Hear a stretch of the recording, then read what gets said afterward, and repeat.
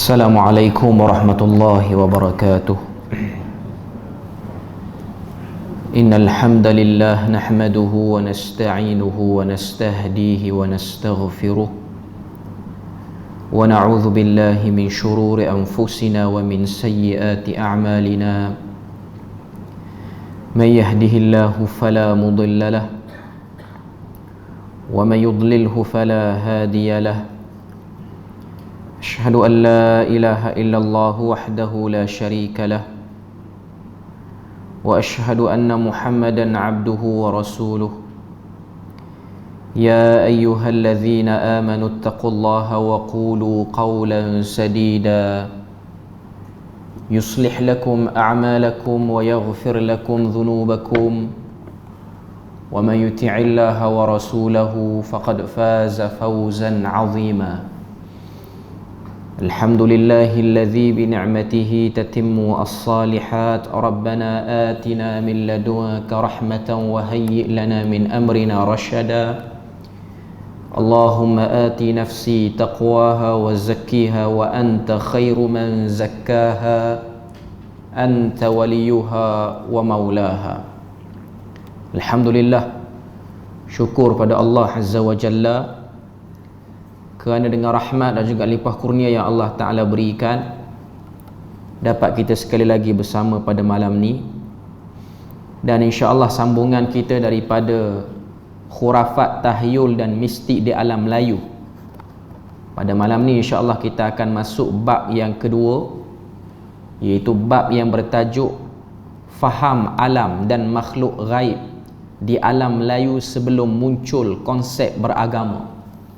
Sebelum ni bab yang pertama sudah kita bahaskan berkenaan dengan bagaimana Allah Azza wa Jalla menjadikan benda ghaib ni ataupun alam ghaib ni sebagai ujian dan kebesaran olehnya, dan ianya bertitik tolak daripada apa yang disebutkan oleh Allah Ta'ala dalam surah Al-Baqarah ayat 155, iaitu pada ayat ni Allah Ta'ala menyebutkan a'udzubillahi minasyaitanir rajim walanabluwannakum bisyai'in minal khawfi wal ju'i wa naqsin minal amwali wal anfusi was thamarat wa basyiris sabirin. Dan pasti kami akan menguji kamu sekalian manusia dengan sedikit daripada ketakutan dan juga kelaparan dan juga kekurangan harta benda, kematian nyawa dan sebahagiannya. Dan Allah Ta'ala menyebutkan wabasyiris sabirin. Dalam ayat tu Allah Ta'ala sebut walanabluwannakum bisyai'in minal khawf, khawf dengan makna takut, wal ju', ju' dengan makna lapar, wa naqsim minal amwal, kurang harta, wal anfus, kematian jiwa, was thamarat, dan juga hasil tanaman. Wabasyiris sabirin, berilah berita gembira kepada orang-orang yang sabar. Dalam ayat tu Allah Ta'ala senaraikan 5 ujian yang akan dikenakan pada manusia, iaitu yang pertama sekali yang Allah Ta'ala letakkan sebagai senarai paling atas yang berada di tangga pertama tu ialah khauf dengan makna takut. Takut ini ialah takut kerana keselamatan terancam, takut pada musuh yang jelas, takut juga pada musuh yang tak jelas. Musuh yang jelas boleh dilihat dengan panca indera kita. Musuh yang jelas itu ialah musuh yang boleh dilihat dengan panca indera kita. Orang nak pukul kita, orang nak tipu kita, itu ialah musuh-musuh yang dapat dilihat. Yang kedua ialah musuh yang tak dapat dilihat dengan panca indera, terutamanya mata, pandangan kita tak dapat melihatnya. Dan antara ketakutan yang datang kerana musuh yang tidak dapat dilihat ini ialah perasaan takut kepada satu kuasa yang tak dapat dicerap dengan mata, tapi boleh rasa kewujudan itu, yang kita istilahkan dengan kuasa ghaib. Dan perkataan ghaib itu pun sendiri maksudnya benda yang tak dapat dilihat dengan mata. Dan antara makhluk ghaib yang tak dapat dilihat dengan mata ini yang Allah Ta'ala sebut dalam Al-Quran ialah jin dan juga malaikat. Ini 2 makhluk ghaib, 2 penciptaan yang berbeza. Malaikat daripada cahaya, jin daripada api. Malaikat itu ialah makhluk yang tidak pernah engkar terhadap perintah Allah. Seperti mana dalam surah At-Tahrim Allah Ta'ala sebut, la ya'sunallaha ma amarahum. Mereka para malaikat itu tidak pernah melakukan maksiat kepada Allah terhadap perintah-perintah yang diberikan. Kemudian Allah Ta'ala cerita tentang jin. Bahkan dalam Quran adanya surah jin menceritakan pada kita bahawasanya jin itu ada kelompok-kelompoknya macam manusia. Bahkan jin itu termasuk dalam as-saqalain. Apa maksud as-saqalain? Dua makhluk yang menerima tanggungjawab dan menerima amanah untuk melakukan kebaikan atas muka bumi ini. Dalam erti kata lain, dia macam kita lah. Dia dikenakan dosa dan pahala di atas setiap tindak tanduk yang dilakukan. Jadi jin termasuk dalam yang disebut sebagai as-saqalain tu. Okay. Dan jin itu ada jin yang baik, ada jin yang jahat. Okay. Jin yang jahat itu disebut sebagai syaitan. Disebut sebagai syaitan. Okay. Dan jin itu ada sebahagiannya yang mendengar wahyu Tuhan. Seperti mana yang kita tengok dalam Al-Quran, dua tempat dalam Al-Quran Allah Ta'ala cerita tentang adanya jin yang mendengar bacaan Al-Quran, bacaan kitab-kitab terdahulu, lalu mereka tunduk pada kebenaran. Seperti mana yang kita tengok dalam surah jin, qul uhiya ilayya annahu istama'a nafarum minal jinni faqalu inna sami'na qur'anan ajaba. Katakanlah wahai Muhammad, aku telah diwahyukan nafarum minal jin, sekumpulan daripada jin. Nafar dengan maksud bilangan sekitar 3 ke 10 orang. Tapi kita tidak bangsakan jin tu dengan orang lah. 3 ke 10. Okay. Yang mana jin itu telah mendengar bacaan Al-Quran. Telah mendengar bacaan Al-Quran. Lalu apa kata jin tu? Inna sami'na Qur'anan ajaba. Kami telah mendengar Quran yang sangat ajaib. Quran itu dengan makna benda yang dibaca, bukan makna Quran kalamullah lagi, tapi dia dengar apa yang Nabi sebut, dia kata ajaba, ianya satu benda yang ajaib. Jadi terbatal kefahaman sebahagian orang kita mengatakan sebaik-baik jin sejahat-jahat manusia. Itu yang kita selalu dengar, sebaik-baik jin sejahat-jahat manusia. Maknanya jin yang paling baik ialah manusia yang paling jahat, perumpamaannya. Sedangkan ada jin yang dengar Quran, mengakui kehebatan Quran, lebih baik pada manusia yang dengar Quran hari-hari, tak nak ikut ajaran Quran. Teruk manusia pada jin pula situ. Jadi itu benda yang kita kena tahu. Quran memberitahu fakta yang benar berkenaan benda ni. Maknanya jin tu macam kita. Dia ada hati lembut, ada hati keras. Macam manusia juga ada hati yang lembut, ada hati yang keras. Ada yang cepat terkesan dengan Quran, ada yang tak terkesan langsung dengan Quran, ada yang semakin takut dengan ancaman Tuhan, ada yang semakin degil dengan ancaman Quran. Maknanya jin dan manusia ialah dua makhluk yang sama dari segi taklifan dosa dan pahala. Cuma manusia ni dia takut sebab apa? Sebab jin ialah makhluk yang tak dapat dicerap dengan pandangan mata kasar, tak dapat dilihat. Yang kita lihat ialah jelmaan. Adapun jin by original size dia ataupun bentuk yang original tu tak dapat kita pasti, sebab kita pun tak tahu dia tu ialah sejenis makhluk yang berjisim ke, berjirim macam kita ke, wallahu a'lam. Okay. Cuma yang pasti Allah Ta'ala sebut antara ujian yang akan kena pada manusia ni ialah takut, perasaan takut. Okay. Dan kita jangan nampak takut tu hanya pada peperangan, ancaman orang nak pukul kita, ancaman orang nak buat macam-macam. Ancaman yang disebut sini ialah takut pada benda yang tidak dapat dilihat, tapi dia datang masa takut tu. Okay. Jadi itu yang ingin kita bahaskan dalam perbahasan khurafat, mistik, tahyul di alam Melayu ni, ialah ia berpunca daripada perasaan takut. Daripada takut itu keluarnya perasaan hormat pada benda tu, dan daripada perasaan hormat tu berlakulah titik awal manusia dihormat benda lain selain daripada Allah Ta'ala. Sepatutnya kehormatan tu hanya pada Allah Azza wa Jalla sahaja. Dan bila mana ada rasa hormat pada benda yang dia takut ni, dan benda tu makhluk, maka akan adalah rasa nak minta tolong, rasa nak menghargai, yang mana Allah Ta'ala telah beri ancaman dalam surah Jin juga, bahawasanya perbuatan sesetengah manusia yang pergi berjumpa dengan jin daripada kalangan jin lelaki, disebut dalam Quran tu, wa annahu kana rijalun minal insi ya'udzuuna birijalin minal jinni, sesungguhnya ada sebahagian manusia pergi kepada jin, mereka minta lindung. Ya'udzun dengan makna minta lindung. Apa Allah Ta'ala sebut? Fazaduhum rahaqa, tidak bertambah pada mereka melainkan kesesatan, melainkan kekufuran. Perbuatan itu telah diberi ancaman oleh Allah Azza wa Jalla sendiri. Tidak boleh kita ada sikap mengagung ataupun sikap minta lindung macam minta pada Allah Ta'ala. Sebab tu Tuhan guna perkataan ya'udzun, iaitu minta perlindungan daripada Allah, tapi perlindungan tu minta pada makhluk. Okay.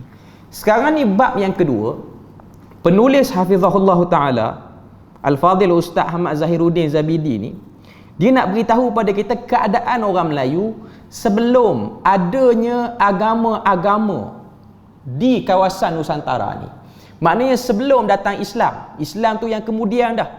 Sebelum datang Hindu, sebelum datang Buddha, sebelum datang animisme, sebelum datang dinamisme, sebelum semua-semua tu, maknanya sebelum ada yang namanya agama, orang yang duduk di rantau ini, yang duduk di bahagian Nusantara ni, apa yang ada dalam kepala dia orang? Okay.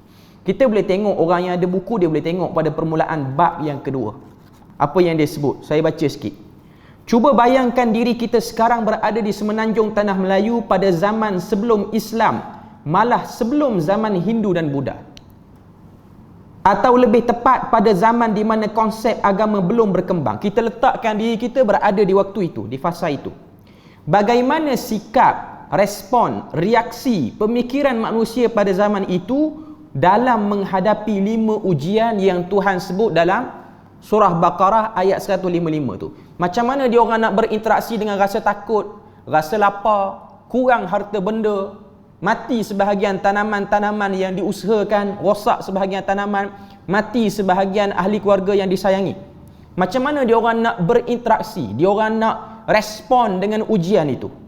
Secara azali, dia sebut sini, kita sebagai Muslim bernasib baik kerana dilahirkan dengan satu maklumat yang jelas tentang siapa Tuhan kita dan apakah hakikat alam dan makhluk gaib berpandukan wahyu.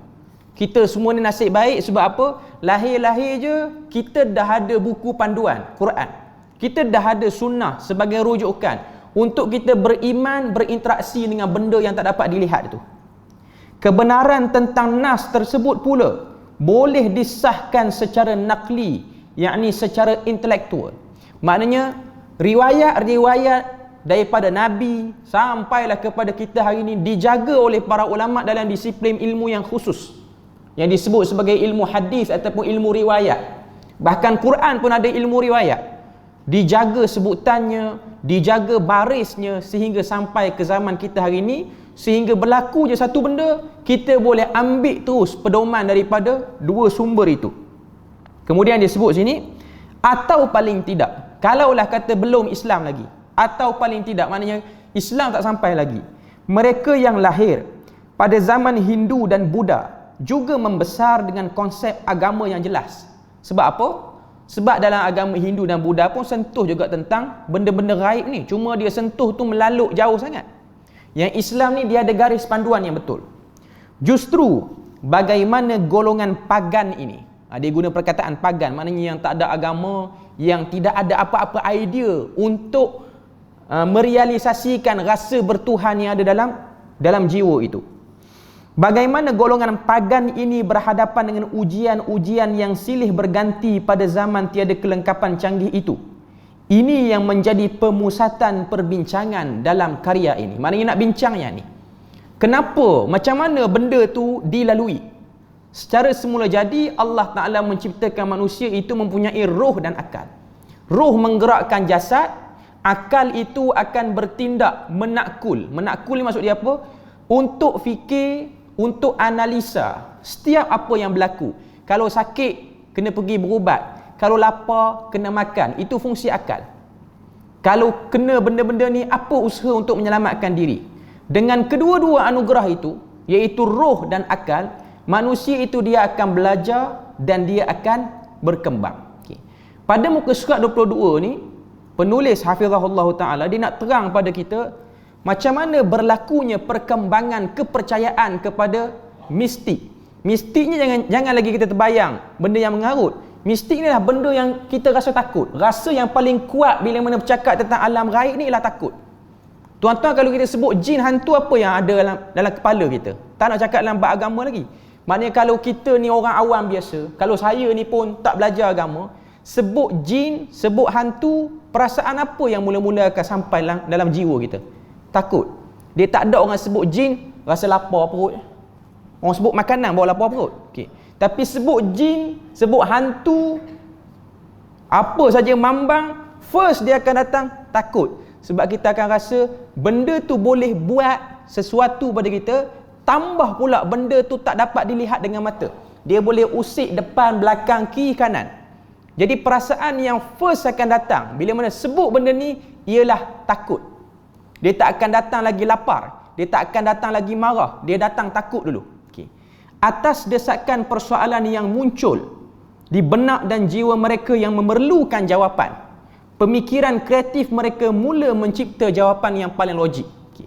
Jadi orang-orang Melayu kita, sebelum adanya yang nama Melayu, ini bahasa orang makrifat ni tuan-tuan, sebelum ada yang nama Melayu ni, orang lagi tak ada bangsakan diri sebagai Melayu, tak bangsakan diri sebagai Cina, India, tak lagi. Okay. Waktu tu bila mana datang lintah je rasa tu, rasa takut, apa nak buat? Okay, kita tengok pemikiran kreatif. Ini perenggan yang ketiga. Pemikiran kreatif mereka mula mencipta jawapan paling logik yang mereka mampu hasilkan. Maka muncul konsep mempercayai setiap kejadian dan makhluk di alam ini ada semangatnya. Jadi bila mana ada sesuatu berlaku, contoh dia letak barang kepunyaan dia di kawasan tu, di tempat tu, andaikan diri dia tu tak ada agama apa, tiba-tiba barang dia tu terangkat dengan sendiri ataupun hilang, beralih ke tempat lain, tak ada angin, tak ada apa. Okey. Apa yang dia akan nampak, apa yang dia akan datang? Pertama, perasaan takut. Yang kedua, dia cuba cari jawapan dengan akal dia pada waktu tu, mesti tempat ni ada penjaga dia, cuma aku tak nampak penjaga dia. Itu yang first ada. Sebelum datang Hindu, sebelum datang Buddha, sebelum datang Islam.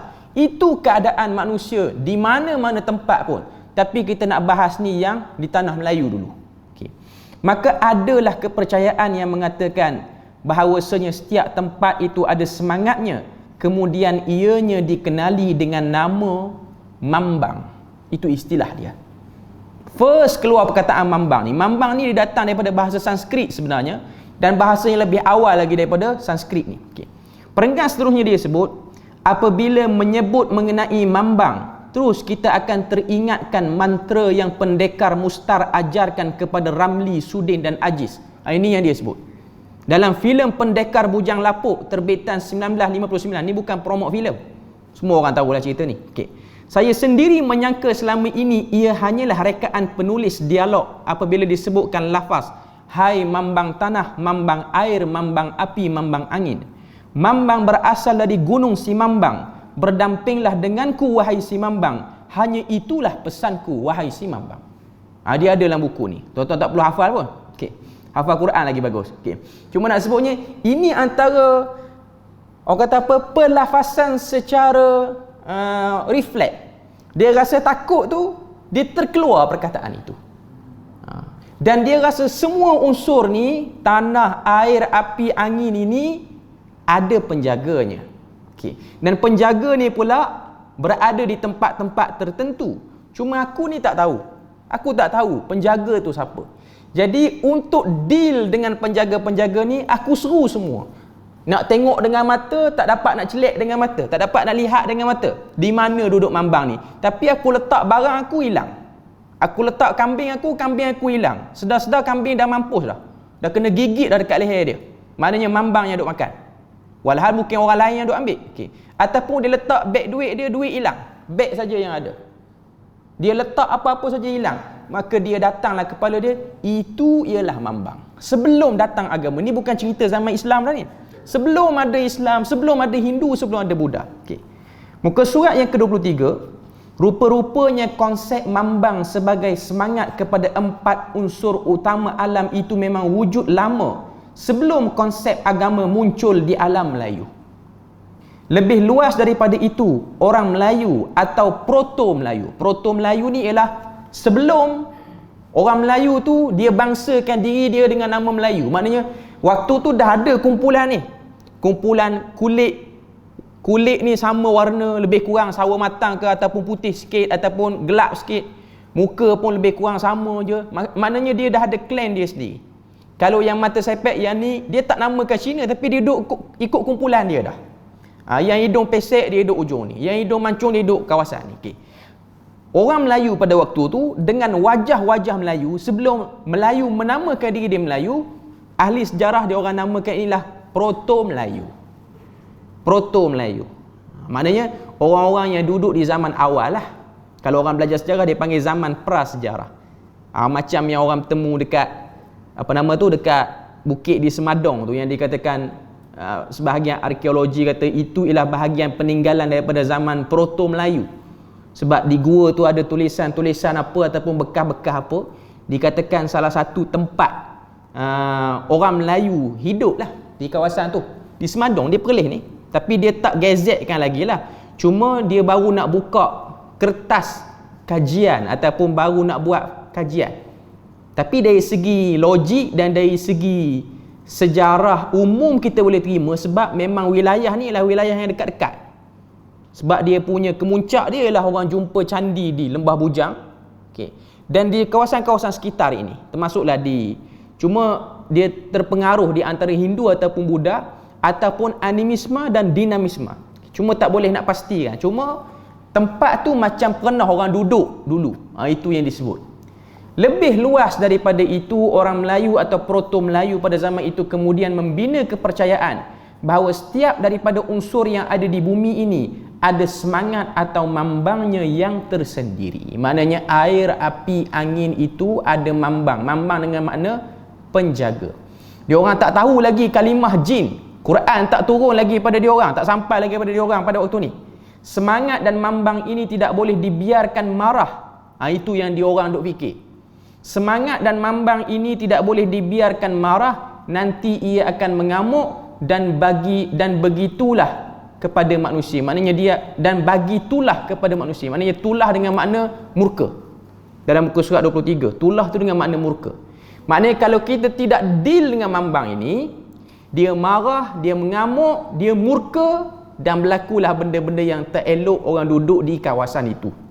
Ini first kepercayaan pada benda gaib yang tak boleh dibuktikan dengan sains, yang orang-orang yang duduk di kawasan ni dia percaya.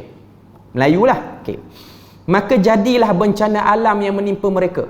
Kepercayaan ini mula berkembang untuk membina jawapan terhadap persoalan. Sebab apa dia datang terlintah macam tu?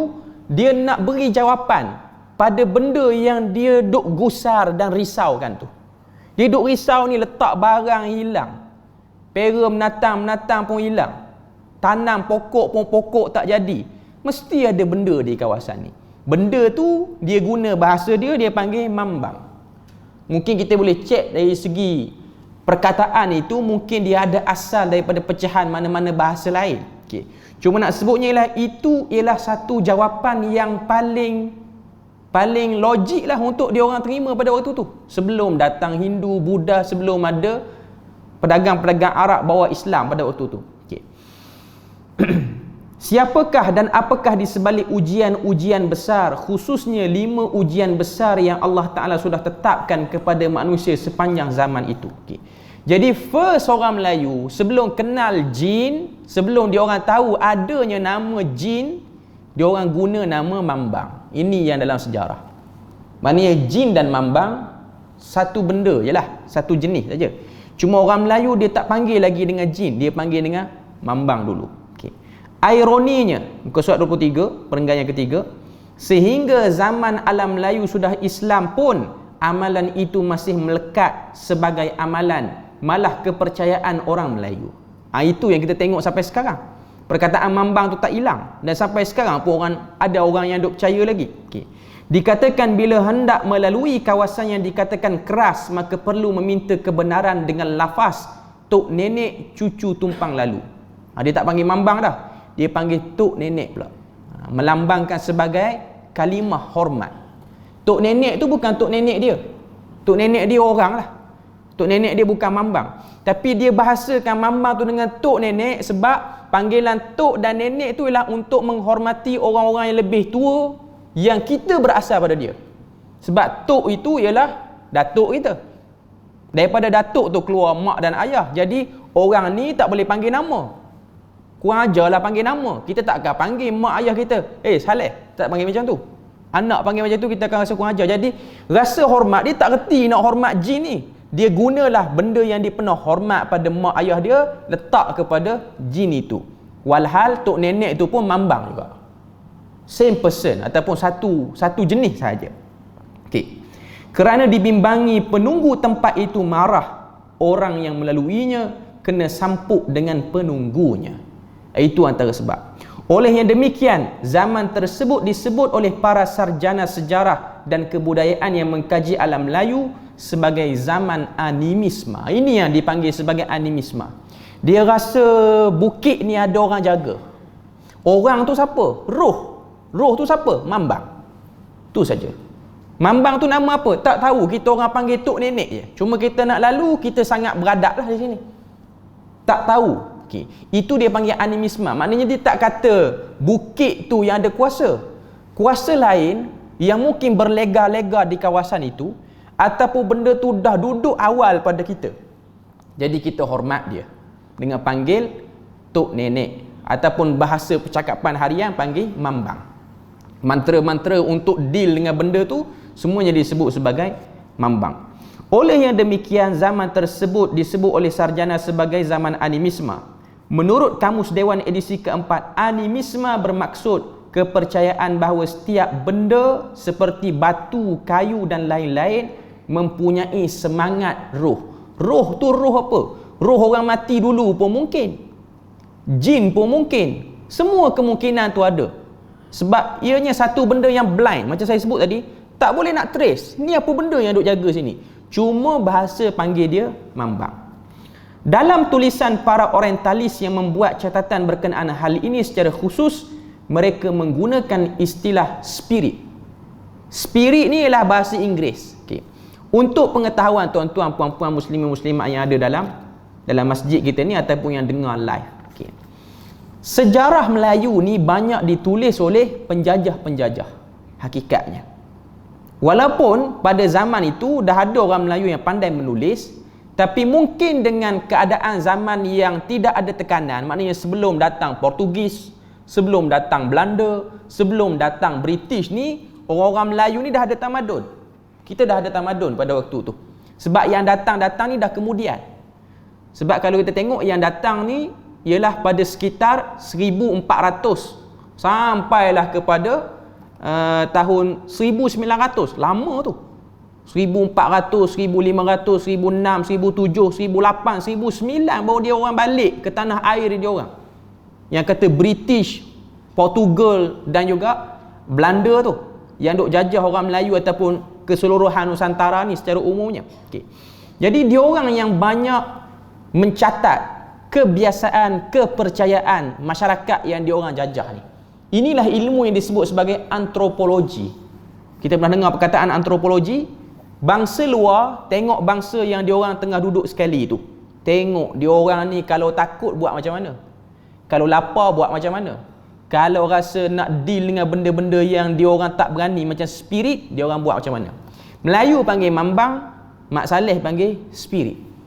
Sebab tu kalau kita tengok dalam bab yang kedua ni, penulis dia senaraikan kepada kita buku-buku yang telah ditulis oleh orientalis barat, cerita tentang orang Melayu dan amalan-amalan yang orang Melayu duk buat daripada zaman sebelum British datang. Cuma tulisan tu banyak daripada British. British ni Britain hari ni lah. UK hari ni. Sebab dia orang paling lama jajah kita. 500 tahun lebih. Kalau Portugal dengan Belanda ni dia sekejap. Belanda lebih lama di di mana di Indonesia berbanding Malaysia. Okey. Sebab tu kalau tengok muka surat 31, 32, 33, 34, 35 ni, ini semua senarai buku-buku dalam bahasa Inggeris yang menceritakan tentang sosio budaya dan juga antropologi orang Melayu. Okey. Kalau tuan-tuan yang ada buku dia boleh tengoklah. Muka surat 31 tu. Malay Poison and Charm Cures. Racun-racun alam Melayu dan juga penawar-penawar ubat yang ditulis oleh John Gimlet. Dia orang tulis dulu. Orang Melayu tak tulis lagi. Dia orang tulis dulu. Lepas tu The Malay Magician, Malay Magic, Analysis of Malay Magic, Bomoh and Poyang. Itu dia guna bahasa kita. Shaman, Saiva and Sufi, Magic Coin of Java, Bali and the Malay Peninsula. Ini antara nama-nama kita nak sebut pun tak erti. Cuma nak katanya banyak buku Mak Saleh tulis tentang orang Melayu ni. Okay. Dan bila mana sebahagian orang-orang kita pergi belajar balik ke sana, ini saya ringkaskan, saya cepatkan sikit apa yang disebut dalam matan pula dah. Dalam buku ni, matan ni kita Arab. Okay. Dalam buku ni dia kata orang Melayu bila mana British dah tinggalkan 1957, officially British tinggalkan kita. Tapi dia tinggalkan kita bukan dia tinggalkan dengan setinggal-tinggalnya. Dia tinggalkan kita dengan ideologi, dia tinggalkan kita dengan perasaan kita sayang pada dia. Tak dapat dinafikan benda tu tuan-tuan. Dari segi sejarah, ramai orang Melayu yang sayangkan British pada zaman itu. Sebab tu kita tengok kebanyakan orang Melayu yang bangsawan, dia orang pergi ke Britain balik untuk belajar dari segi undang-undang. Sebab hari ni pun memang kita guna common law Britain di negara kita. Okay. Nak sebutnya, orang-orang Britain, orang-orang British yang disebut sebagai orientalis ni, dia orang bawa sebanyak mungkin maklumat masyarakat Melayu yang dia orang duduk sekali ni. Residen British yang sebahagian nama-nama dia orang dinamakan, dijadikan sebagai nama tempat. Tuan-tuan tengok di Perak ada Kelly Castle. Itu nama sebahagian daripada orang dia orang. Kalau di Penang lagi banyak, Georgetown ada, Fort Swettenham, macam-macam nama lah. Itu ialah nama-nama bekas-bekas penjajah yang duduk di tempat kita. Di Melaka pun sama. Okay. Ini ialah petunjuk kepada kita bahawasanya dia orang tengok amalan orang kita. Tapi kalau tuan-tuan semua perasan, yang duk kaji-kaji ni, dia orang join tak amalan orang kita? Dia orang tak join. Dia orang tengok je. Tengok, tulis. Dan dia orang tulis cermat. Dia orang tulis termasuk mantra-mantra yang digunakan oleh Bomoh dan Pawang. Sebab tu antara buku-buku yang simpan mantra Bomoh Pawang ni, selain daripada Tajul Muluk tu yang orang duk cakap bising tu, okey, ialah buku-buku daripada barat ni. Buku-buku daripada barat yang banyak tulis. Orang kata apa? Penawar-penawar, racun-racun. Bayang buku, ada satu buku yang British tulis, Malay Poison, racun yang dibuat oleh orang Melayu. Maknanya orang Melayu ni kalau dia nak panah orang, dia nak racun orang macam mana? Dia ada upacara-upacara. Pertama dia racun menggunakan racun daripada binatang-binatang berbisa ni. Okey, itu yang pertama. Yang kedua dia racun dengan dia jampi serapah dan mantra racun itu. Benda tu berlaku. Benda tu boleh berlaku. Dan penawarnya. Okey, dan penawarnya. Okey. Sebab British ni dia datang, dia ada misi. Misi dia ialah dia nak jajah lama. Saya cakap benda ni bukan nak kita rasa syok kepada kerajaan apa semua, bukan. Cuma saya nak sebut je lah. Okay. Secara umumnya, dia tak akan beri kemerdekaan yang fully merdeka. Saya guna istilah kemerdekaan yang separuh masa. Dia tinggalkan, tapi dia dah pasak minda tu. Minda tu dah dipasak. Okay. Dengan nampak hebat dia orang. Okay.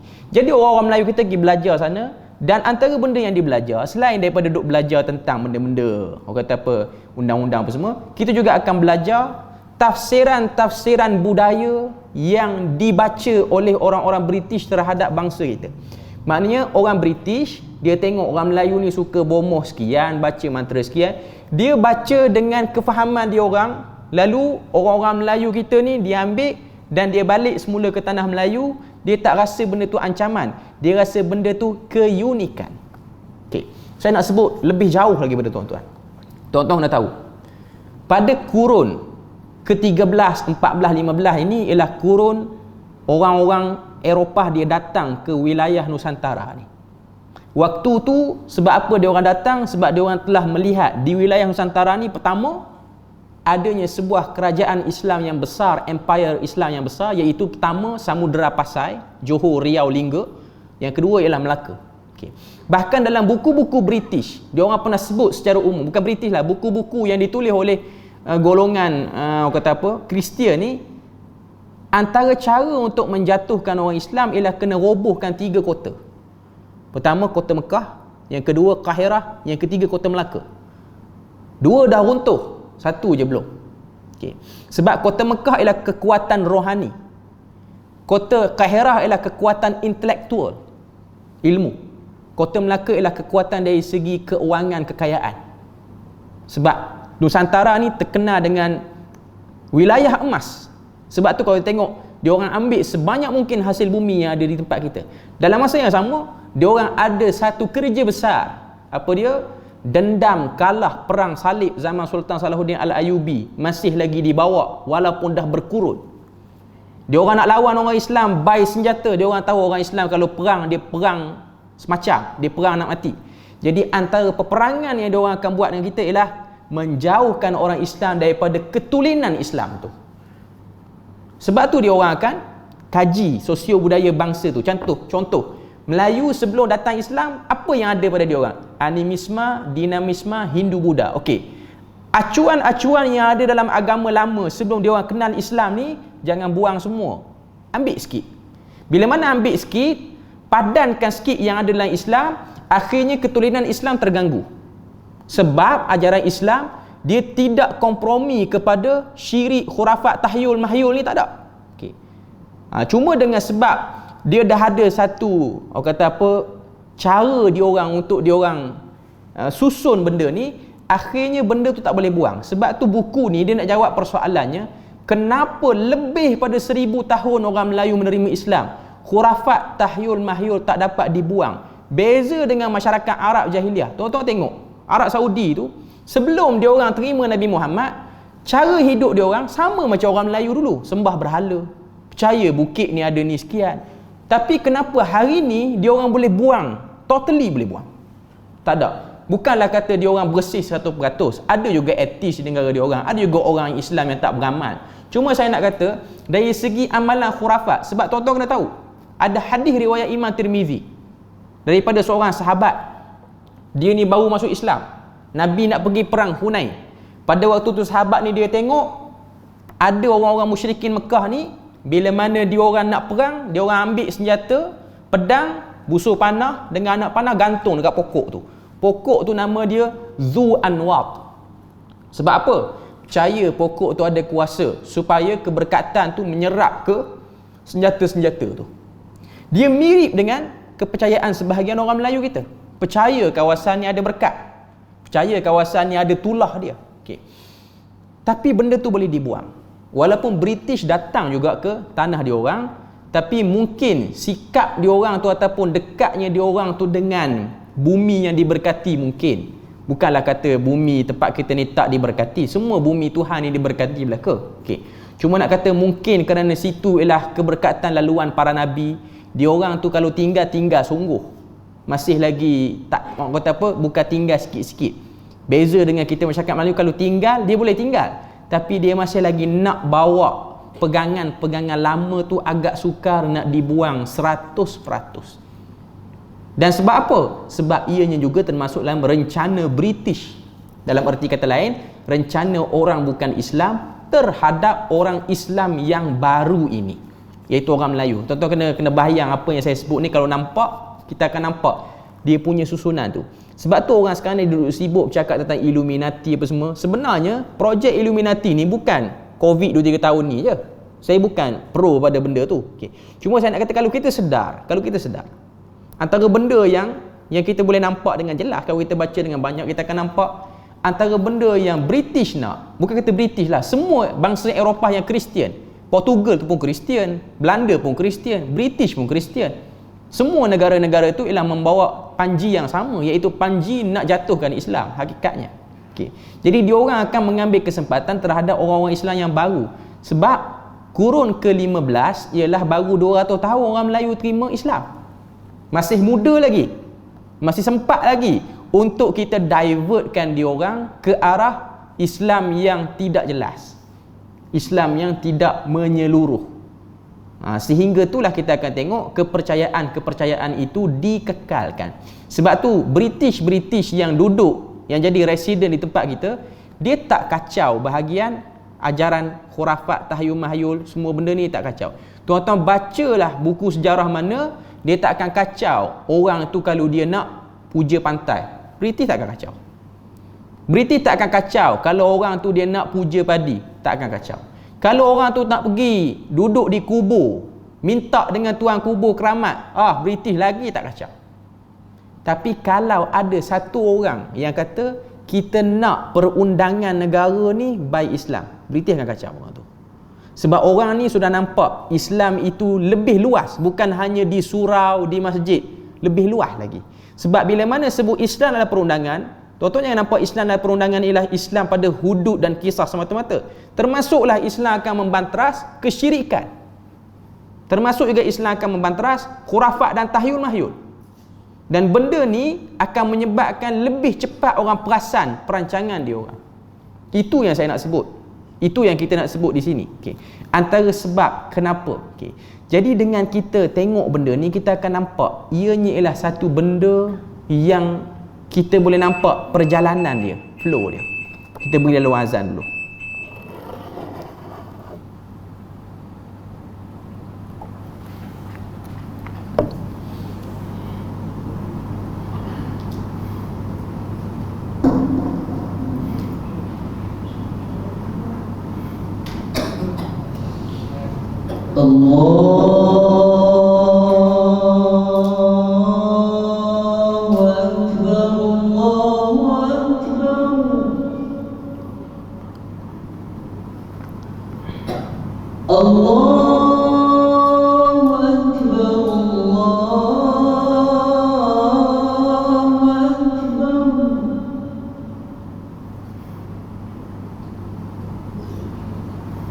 أشهد أن لا إله إلا الله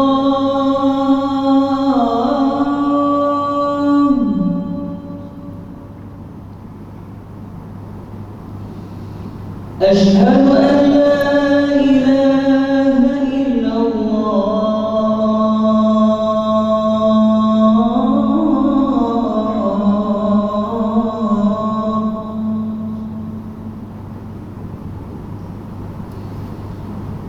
أشهد أن محمدا رسول الله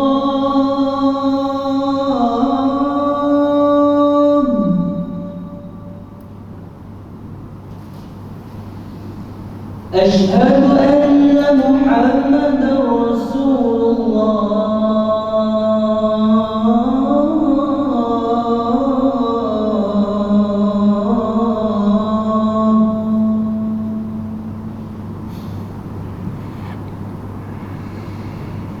حي على الصلاة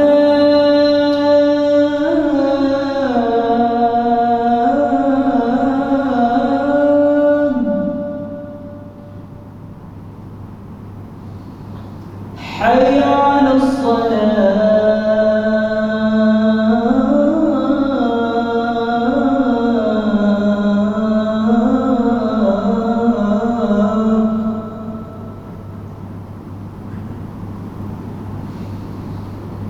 حي على الفلاح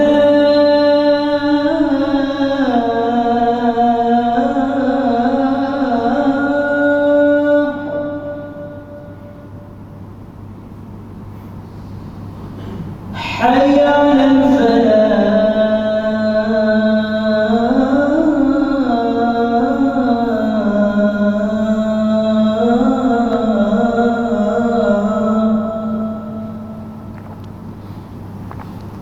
الله أكبر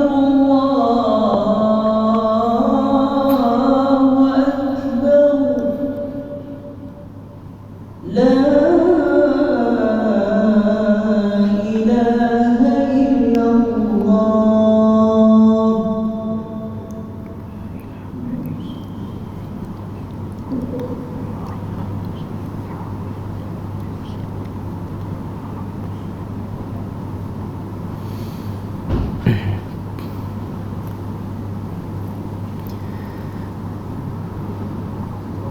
Okey, kita sambung sikit lagi tuan-tuan.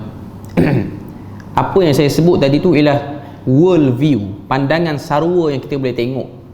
Kenapa British banyak mencatat tentang amalan orang Melayu sehingga keluarnya istilah nama dia kajian antropologi.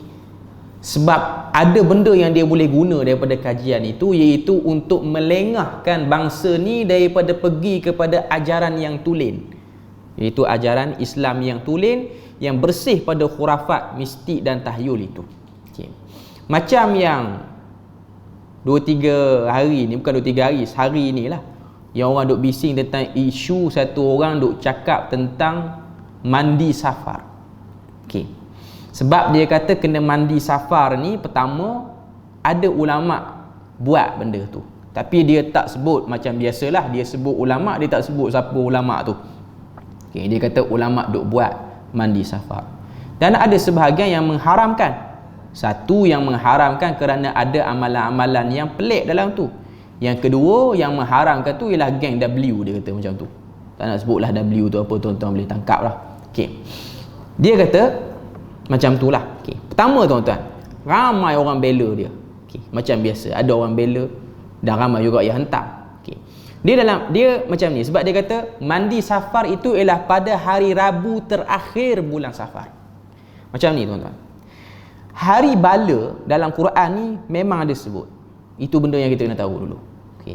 Hari-hari yang Tuhan turunkan kepala bala tu, bukan kata bala kecil, kepala bala tu sehingga hancur umat tu, hari tu ada sebut.